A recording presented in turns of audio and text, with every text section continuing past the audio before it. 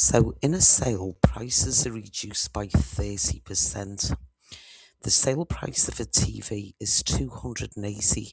What did it start as?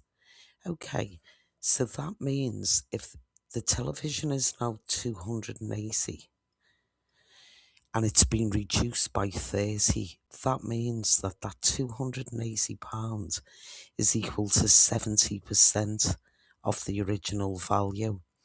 Now, if I say 280 divided by 7, which is going to give me 40, that means that 10% is equal to 40. So 30% would be equal to 120.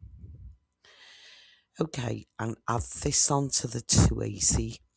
So I've got 2, 3, so it would have been £400. I have to put it up here because I've got no space. Okay.